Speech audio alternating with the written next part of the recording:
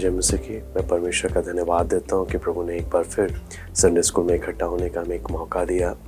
हम परमेश्वर के वचन से सीखने से पहले हम प्रार्थना करते हैं, शुरू करते हैं। स्वर्ग के पिता प्रभु जी, हम आपको धन्यवाद देते हैं प्रभु, आपका वचन जब हम सीखने के लिए जा रहे हैं प्रभु जी, आपसे विनती प्रार्थना करते हैं अपने वचन को प्रभु समझने के लिए पिता हम एक को आप सहायता करें प्रभु।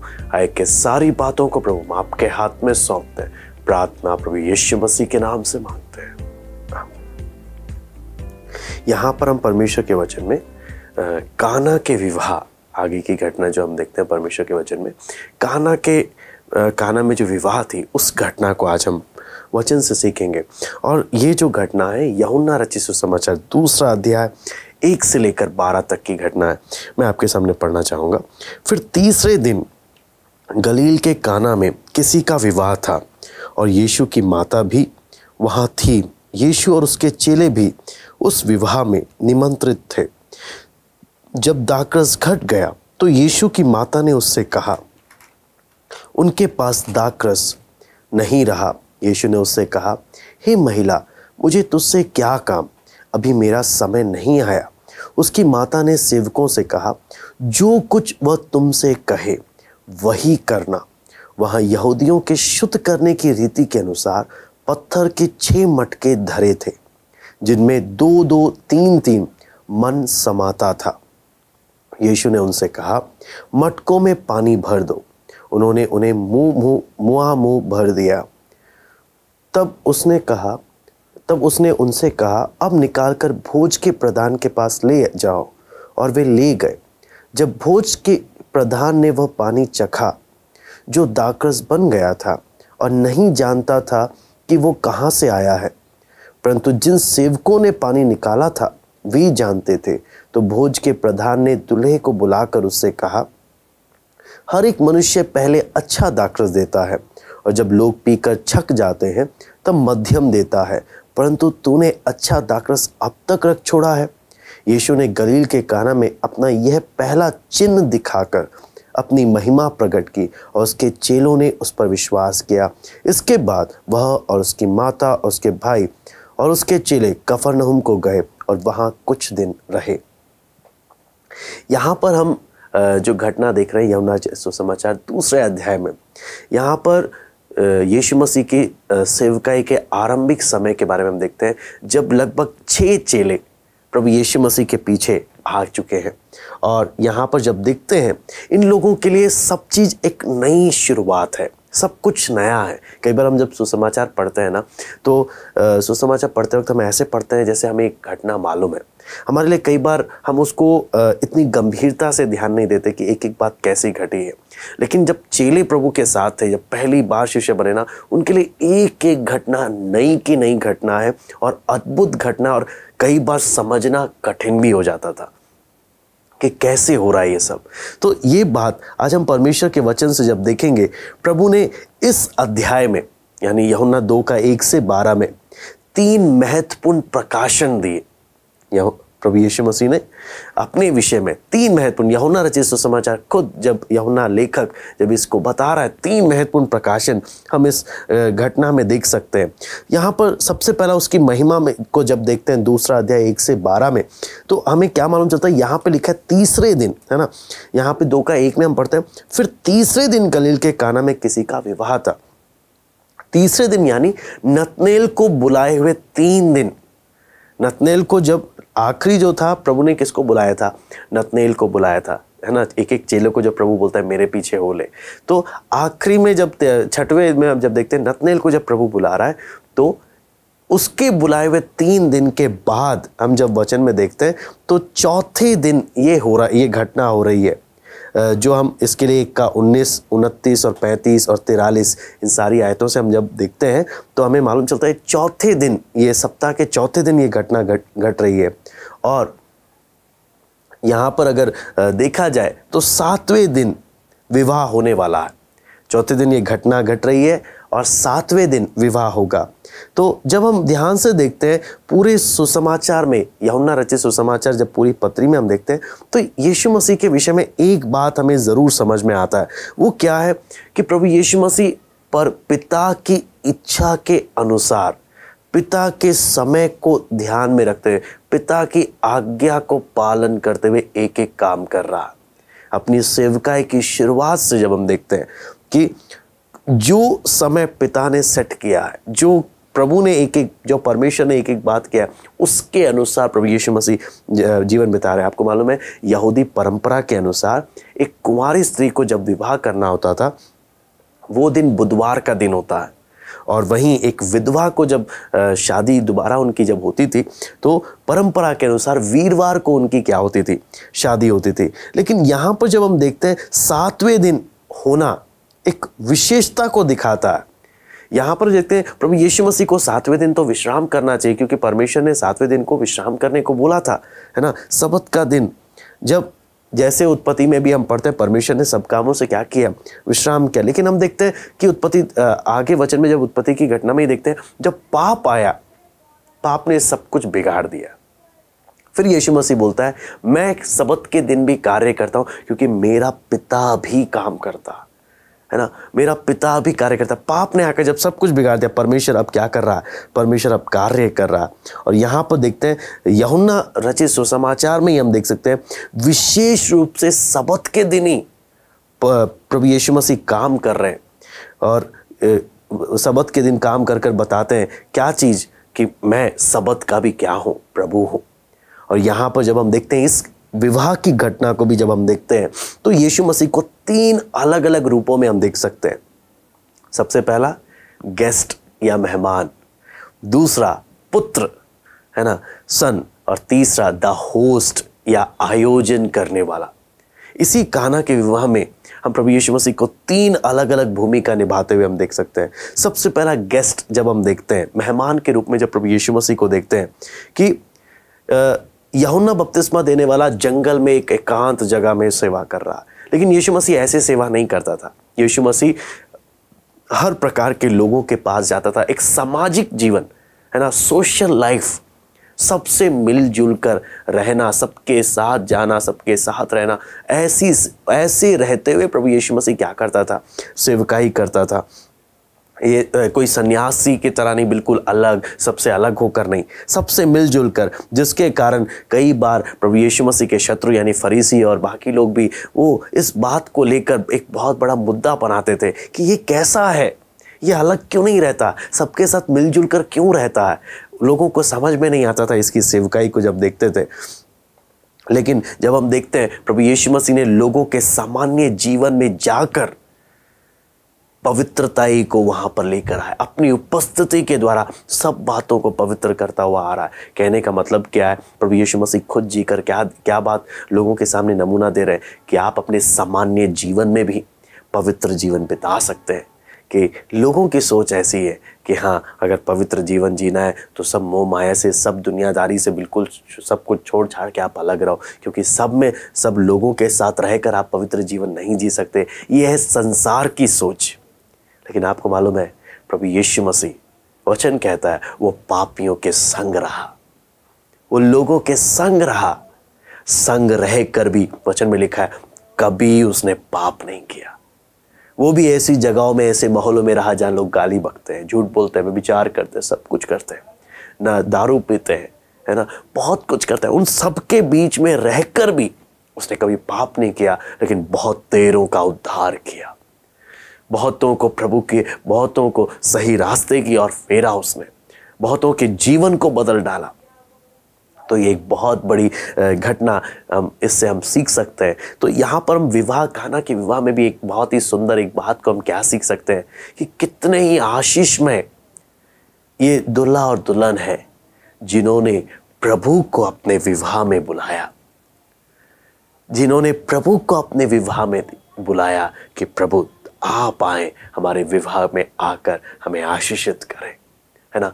ये कितना ही एक सुंदर एक सीखने वाली बात है कि विवाह में प्रभु खुद उपस्थित है और जिनका विवाह है उन्होंने निमंत्रित किया, प्रभु आपने आना है ना। हम कई बार हम दुनिया के सब लोगों को बुलाने की चिंता करते हैं, रिश्तेदारों को विवाह में हम जब कार्ड्स लिखते हैं ना, हम सबकी चिंता करते हैं, लेकिन हम में से कितने हैं जो इस बात की चिंता करते हैं, प्रभु अगर विवाह है विवाह में आपने होना है।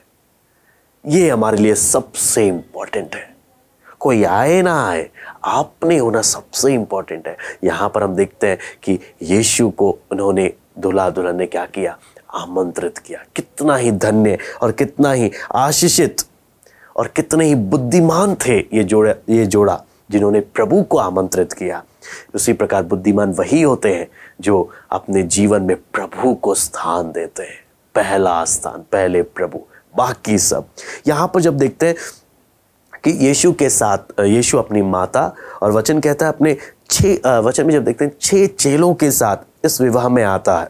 तो यहाँ पर जब हम देखते हैं कि ये विवाह कुछ बहुत ही बड़ा समारोह नहीं है, गरीब परिवार होने जैसे हम देखते हैं यीशु मसीह भी जब इस पृथ्वी पर था एक गरीबी स्थिति में रहा, है ना। गरीबी स्थिति में रहने के कारण यहाँ पर जब हम देखते हैं यीशु के परिवार के ही निकट संबंधी है या मित्रजन है जिन्होंने इनको क्या किया, आमंत्रित किया।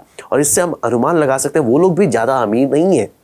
और यहाँ पर हम क्या चीज़ देख सकते हैं कि हो सकता है पैसे के अभाव में, धन के अभाव में, पैसे की कमी के कारण वो उतना अच्छा प्रबंध नहीं कर पाए।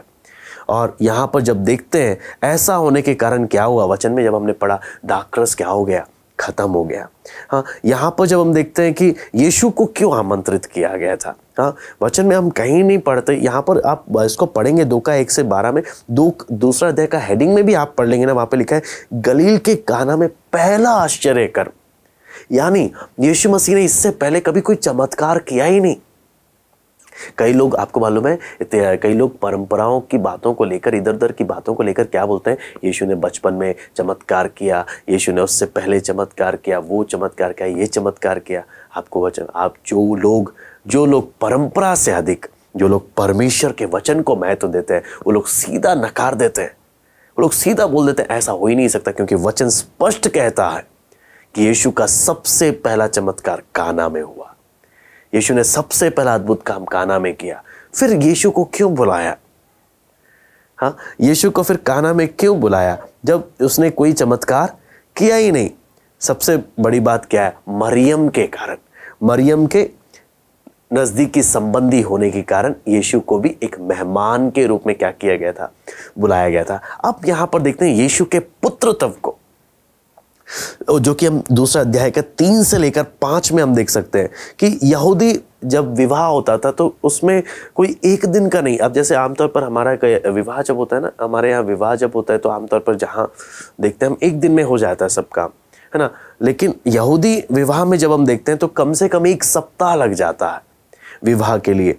तो इसलिए बहुत ज़रूरी होता था कि दुल्हा ऐसी व्यवस्था करे कि पूरा सप्ताह भर किसी को क्या ना हो, कोई परेशानी ना हो।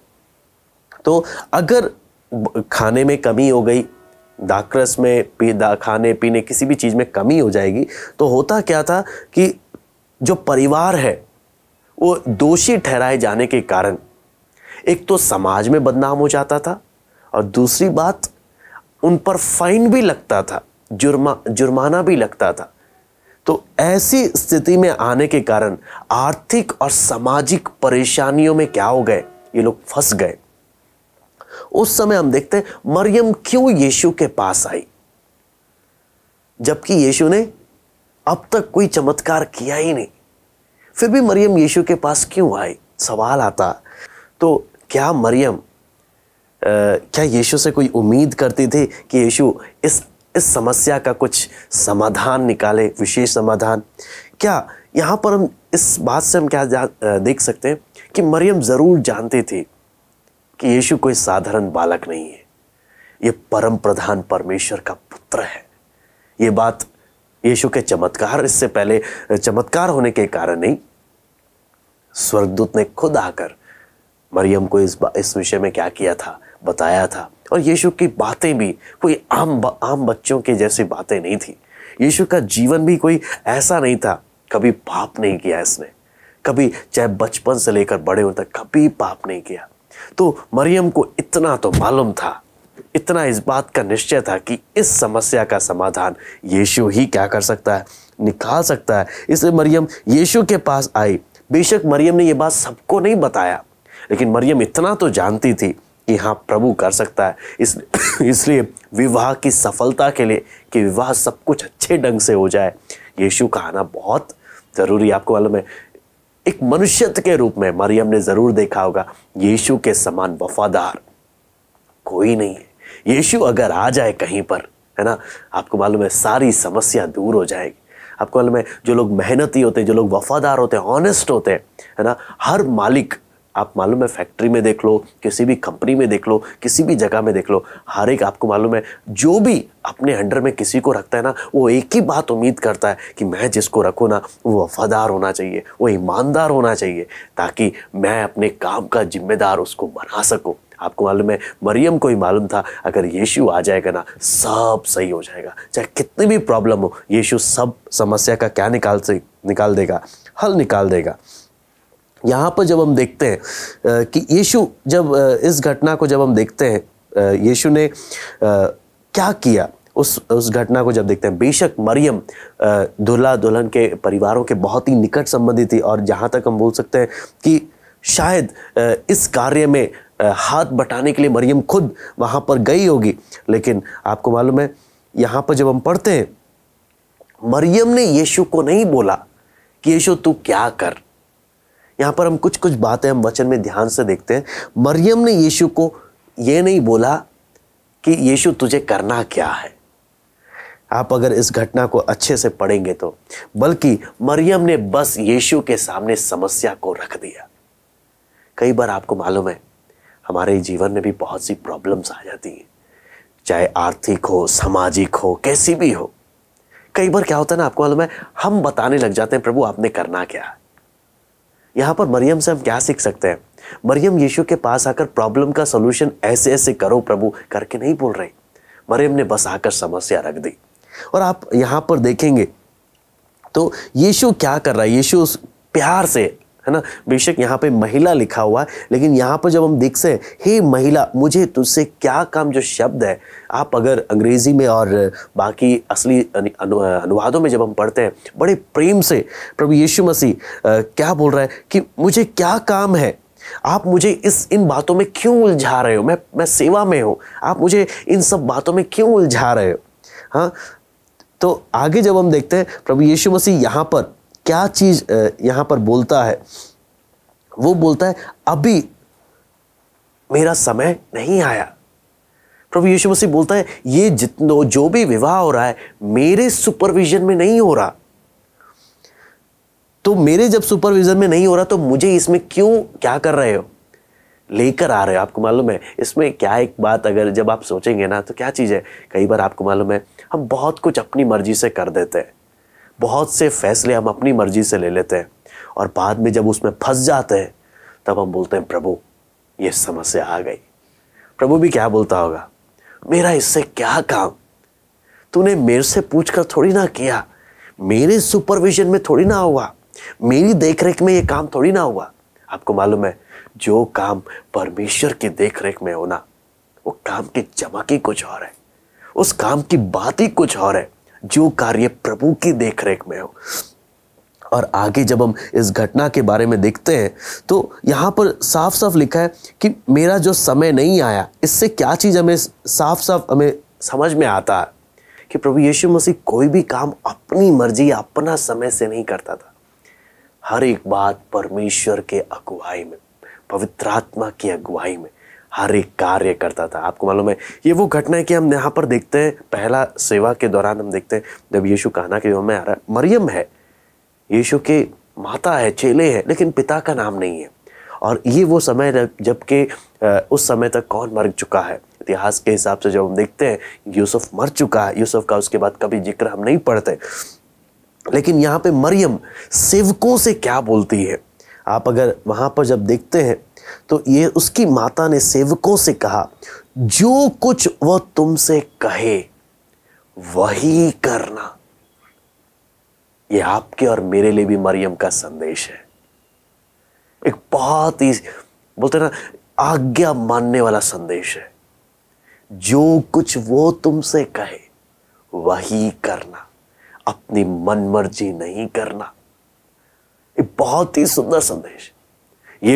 मरियम ने यीशु को नहीं बोला प्रभु आपने क्या करना, यीशु तूने क्या करना, या बेटा तूने क्या करना है। मरियम ने समस्या रख दी और सीधा सेवकों के पास जाकर क्या बोला, जो कुछ वो कहे चुपचाप वही करना। यह हम सब के लिए एक मरियम का एक संदेश है कि अगर हम उसका पालन करेंगे समस्या समाधान हो जाएगी, हर एक समस्या का हल निकल जाएगा। मरियम ने जब सेवकों के पास गई, मरियम ने ये नहीं बोला मैंने यीशु को बता दिया, हाँ लोग मुझे देखो मैं बड़ी हूं, नहीं। मरियम ने सेवकों को अपनी ओर आकर्षित नहीं किया, मरियम ने सेवकों को यीशु की ओर आकर्षित किया। यीशु की ओर देखो, वो जो बोले वही करना। अब तीसरा जो आखिरी बात है, हम यीशु को एक आयोजक के रूप में देखते हैं। पहला हमने देखा यीशु को मेहमान के रूप में, दूसरा हमने क्या देखा, यीशु को एक पुत्र के रूप में, तीसरा हमने देख रहे हैं यीशु को एक आयोजक के रूप में। यहां पर जब देखते हैं यीशु का ये जो पहला चमत्कार है, सबने नहीं देखा ये चमत्कार। ये चमत्कार किस किस ने देखा? मरियम ने देखा, ये चमत्कार सेवकों ने देखा, और ये चमत्कार चेलों को मालूम चला। बाकी किसी को, काना के विवाह में किसी को ये चमत्कार नहीं मालूम। सिर्फ ये एक तरीके से कहा जाए, ये गुप्त रूप से किया गया क्या था, चमत्कार था, जो इन्हीं को क्या था मालूम था। और जब आगे जब हम देखते हैं, जो 6 बड़े पत्थर के मटके जो रखे हुए थे, जिनमें कम से कम 20 गैलन पानी एक मटके में था। हमें नहीं मालूम कि सबके सबको जो पानी थे सबके सबको दाखरस बना दिया, लेकिन इतना स्पष्ट है जितना निकाला वो दाखरस बन गया, जितना लिया वो दाखरस बन गया। और इससे हमें आगे जब हम देखते हैं ये जो दाखरस बन गया, ये चीज हमें क्या चीज दिखाता है, ये हमें क्या चीज सीखने को देता है कि जब पूरे विवाह के समारोह का आयोजन करने वाला जो मुख्य व्यक्ति था, उसने जब उसे चखा, उसने उसकी इतनी प्रशंसा करी, उसने जिंदगी में इतना बढ़िया, इतना अच्छा दाखरस कभी नहीं चखा। और उसने क्या किया, उसने क्या किया, उसने दुल्हा की तारीफ करी कि, और यहाँ पर हम देखते हैं कि हमने देखा कि ये चमत्कार सबसे पहला चमत्कार था। और यहाँ पर हम एक और बात देखते हैं, यहाँ पर प्रभु ने ये चमत्कार कर कर अपने चेलों के सामने अपनी महिमा को क्या किया, प्रकट किया, और उनके विश्वास की एक अच्छी नींव रखी। लेकिन आपने और मैंने समझना है, केवल चमत्कार ही विश्वास के लिए काफ़ी नहीं है। अगर आप वचन में जब देखेंगे, बहुत ज़रूरी है, प्रभु यीशु मसीह ने जब आप देखेंगे लगातार अपने चेलों के समक्ष यीशु मसीह चमत्कार करता हुआ गया, लेकिन उनके लिए बहुत ज़रूरी था कि वो यीशु को सबसे अच्छे से जाने। चमत्कार दुनिया देखती है, अलग अलग जगहों में होता है, लेकिन चमत्कार विश्वास के लिए, विश्वास की नींव के लिए काफ़ी नहीं है। यीशु विश्वास की नींव होनी चाहिए। और यहाँ पर जब हम देखते हैं, यीशु ने सिर्फ यहाँ पर जो चमत्कार किया, वो सिर्फ समाज में बेइज्जती होने से बचाने के लिए और आर्थिक पेनल्टी, आर्थिक रूप से बचाने के लिए, हाँ ऐसी फाइन भरने से बचाने के लिए यीशु ने सिर्फ इतना ही चमत्कार नहीं किया। आप जब यूहन्ना रचित सुसमाचार पढ़ते हैं ना, प्रभु यीशु मसीह जो भी करता था उसके पीछे एक संदेश होता था। कोई भी चमत्कार बिना संदेश के नहीं है, हर चमत्कार के पीछे एक संदेश छिपा है। और यहाँ पर जब हम देखते हैं आत्मिक अर्थ को, जब हम देखते हैं तो हमने दोनों बातों में एक बैलेंस रखना है कि हम इतना हर शब्दों के इतने आत्मिक में ना चले जाएं कि उसके ऐतिहासिक पहलू को ही खत्म कर दें, या हमें पूरा ही इतने ऐतिहासिक पहलू पे ना चले जाना कि उसके आत्मिक अर्थों को ही हम खो बैठे। हमने दोनों में एक संतुलन बनाते हुए हमने पढ़ना है। और यहाँ पर जब हम देखते हैं कि जो यूहन्ना खुद जब इस पुस्तक में लिख रहा, जब चमत्कारों के विषय में लिखता है, तो उसने वहाँ पर जो यूनानी जो शब्द है डुनामिस का प्रयोग नहीं किया, जो सामर्थ्य या चमत्कार को दिखाता है, बल्कि सिमियन का शब्द प्रयोग किया, जिसे हम बोलते हैं चिन्ह। आप वचन में देखेंगे यूहन्ना बार बार चिन्ह के विषय में बोलता है। चिन्ह, चिन्ह, ये चिन्ह क्या है? चिन्ह से क्या चीज बता रहा है? चिन्ह अपनी ओर इशारा नहीं करता, बल्कि उससे बड़े की ओर। आप देखते ना, इस तरफ मुड़ने का चिन्ह, उस तरफ मुड़ने का चिन्ह। यूहन्ना बार बार प्रभु यीशु मसीह के चमत्कारों को ना चिन्ह के रूप में बता रहा है। चिन्ह चिन्ह यानी सिर्फ मुझे देखकर संतुष्ट मत हो, उसकी ओर देखो किसने ये किया है। वो हमेशा इशारा करता है, इसलिए यूहन्ना बोलता है चिन्ह की ओर ये इशारा करता है, ताकि लोग सिर्फ कामों को देखकर विश्वास ना करें, बल्कि प्रभु यीशु मसीह पर विश्वास करें और पिता पर विश्वास करें जिसने उसे भेजा है। इसलिए आप वचन में जब देखेंगे कहीं पर भी यीशु मसीह जो भी चमत्कार करता था, उदाहरण के लिए लकवे के रोगी को सबत के दिन चंगा करते वक्त यीशु मसीह का संदेश क्या था? मैं सबत का भी कौन हूं? मैं प्रभु हूं, मैं सबत का भी प्रभु हूं। हाँ, आप 5,000 के लोगों को 5,000 लोगों को रोटी खिलाने का अर्थ क्या था? जीवन की रोटी मैं हूं। और आगे जब हम देखते हैं परमेश्वर के वचन में, तो यीशु मसीह ने जब दाखरस को पानी को जब दाखरस में बदला, तो क्या चीज एक तरीके से बताया होगा? आपको मालूम है, दाखरस वचन में जब हम देखते हैं, दाखरस आनंद को दिखाता है। वचन में जब हम पढ़ते हैं, दाखरस एक चिन्ह है किसका? आनंद का। तो प्रभु यीशु मसीह इस घटना से भी हमें क्या एक संदेश दे सकता है? दुनिया का दाखरस खत्म हो जाता है, दुनिया का आनंद जो आपको मिलेगा वो समाप्त हो जाएगा, लेकिन जो आनंद मैं तुम्हें देता हूं वो कभी समाप्त नहीं होगा। इसलिए परमेश्वर का वचन बोलता है आनंदित रहो, सदा आनंदित रहो। मैं फिर से कहता हूं आनंदित रहो, प्रभु में आनंदित रहो।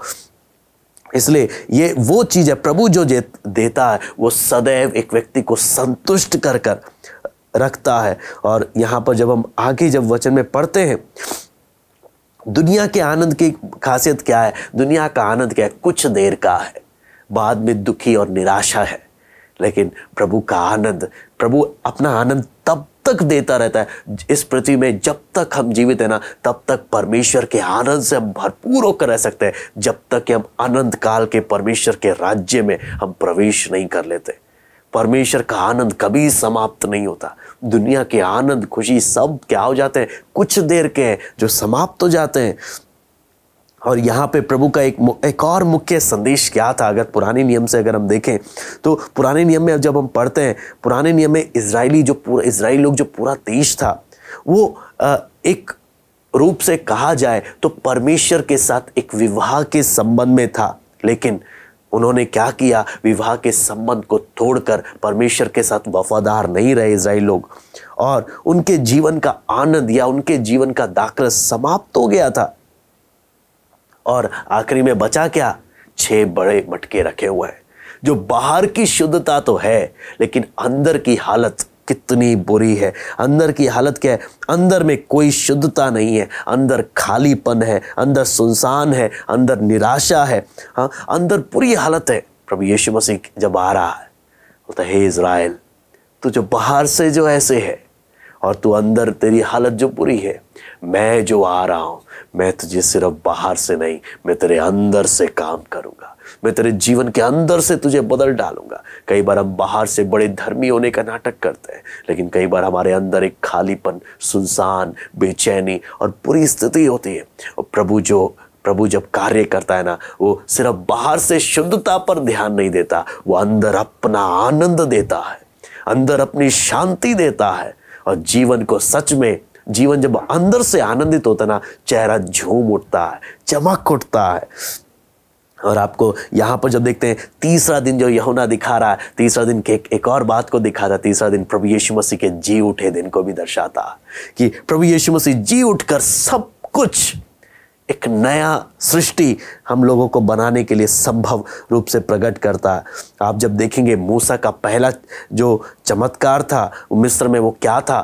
पानी को लहू बहा देना, जो कि न्याय को दिखाता था। वहीं प्रभु का पहला चमत्कार अनुग्रह को दिखा रहा है ना। प्रभु का पहला चमत्कार क्या है? पानी को दाखरस में बदल देना। तो ये हम एक के लिए जो प्रभु की सेवकाई करते हैं, उनके लिए भी एक व्यवहारिक रूप से एक सबक है कि यहाँ पर आप देखेंगे, पानी को दाखरस बनने के लिए सेवक और प्रभु दोनों ने मिलकर जब काम किया, चिन्ह प्रकट हुए, चमत्कार हुआ। उसी प्रकार आप वचन में जहां कहीं पर भी आप देखेंगे, तो अगर आप 5,000 की भीड़ को भी देखेंगे, तो मनुष्य और प्रभु यीशु मसीह मिलकर उस कार्य को कर रहे हैं। जन्म के अंधे के विषय में भी देखेंगे, लाजर को भी जिलाए जाने के विषय में देखेंगे। तो एक एक घटना में जब हम देखते हैं दोनों ने मिलकर जब कार्य किया, चमत्कार हुआ।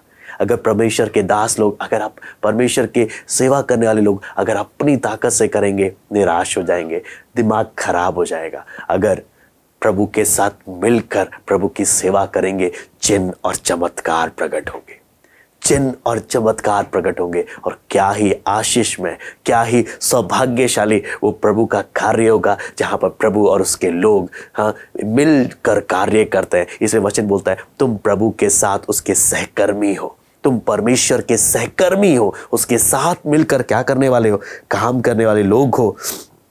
हम ना केवल दास हैं बल्कि हम उसके मित्र भी हैं। और आपको मालूम है, इन सेवकों को ही मालूम था असली में चमत्कार हुआ कैसे। लोगों को तो नहीं मालूम, लेकिन इन सेवकों को मालूम था प्रभु के साथ मिलकर कार्य करने के कारण ही ये चमत्कार हुआ। उसी प्रकार कई बार लोगों को नहीं मालूम होता ये हो कैसे रहा है, लेकिन सेवक और प्रभु को, सेवक प्रभु के साथ रहने के कारण उनको मालूम है ये कार्य सिर्फ और सिर्फ प्रभु ने किया है। तो यहाँ पर आप जब देखेंगे तो कई बार लोगों की सोच होती है कि अगर प्रभु ने उस समय, अंग्रेजी में जब दाखरस बोलते हैं ना, लोग वाइन बोलते हैं, तो लोग बोलते हैं अच्छा जब प्रभु ने वाइन बनाया है तो डेफिनेटली क्या होगा, हम भी क्या पी सकते हैं, वाइन पी सकते हैं, हम भी दाखरस पी सकते हैं, हम भी दारू नशा कर सकते हैं। आप समझना, ये जो दाखरस बोला है ना, दाख रस ग्रेप जूस है। और जब नशीला पदार्थ कब बन जाता है, जब इसको सड़ा देते हैं। दाखरस को जब अंगूर के रस को जब सड़ा कर जब प्रयोग किया जाता है, तब एक नशीला पदार्थ बन जाता है। वचन में, नीति वचन भी यदि आप पढ़ेंगे, वचन साफ साफ बोलता है पियक्कड़ ना बनो। आप वचन में कई पत्रियों में आप पढ़ेंगे, वचन बोलता है पियक्कड़ ना बनो। पियक्कड़ के विषय में परमेश्वर कभी भी प्रोत्साहित नहीं करता। यहाँ पर जो प्रभु ने जो दाखरस का जो उदाहरण दिया है, दाखरस का जो घटना चमत्कार किया है, वो एक आत्मिक अर्थ है। इसलिए वचन में लिखा है परमेश्वर का वचन आत्मिक वचन है। और आत्मिक वचन को समझने के लिए आत्मा की सहायता से हम एक एक ने क्या करना है, समझना है। अपने दिमाग से समझेंगे, हम कुछ और ही अर्थ निकाल कर बैठ जाएंगे, कुछ और ही सोच निकाल कर बैठ जाएंगे, और वचन होते हुए भी हम कुछ और कार्य करने लग जाएंगे। हम कभी भी इस धोखे में ना रहें। इसलिए मैं उम्मीद करता हूँ आपको थोड़ा सा ज़रूर इस काना के विवाह की घटना में सीखने को ज़रूर मिला होगा। और आप इसको दोबारा से भी चाहें तो आप सुने और प्रार्थना पूर्वक देखें। प्रभु ने इसमें बहुत सारी बातें हैं सीखने के लिए। प्रभु हमें सिखाना चाहता है और हम सीख कर आत्मिक जीवन में बलवंत बने। आइए हम प्रार्थना करते हैं। स्वर्गीय पिता प्रभु जी, हम आपको धन्यवाद देते हैं इस सुंदर घटना के लिए जो काना के विवाह में हुआ। प्रभु सच में प्रभु बहुत ही एक आशीष में पल है। पिता आपसे विनती प्रार्थना करते हैं प्रभु, इस वचन के अनुसार हम एक एक अपने जीवन में प्रभु आपके वचन को मनन करते हैं प्रभु, इस वचन के अनुसार जीवन बिताने पाए प्रभु। आपका दया, आपका अनुग्रह, आपके आशीष चाहते हैं प्रभु। एक एक से बातें कर, छोटे बड़े जो कोई इस संडे स्कूल को अटेंड कर रहे हैं प्रभु, आप एक एक से बात करें, उनकी जरूरत के अनुसार प्रभु उनसे बात करें। सराध और महिमा केवल हम आपको देते हैं। प्रार्थना प्रभु यीशु मसीह के नाम से मांगते हैं, प्रभु आप सबको आशीष दें।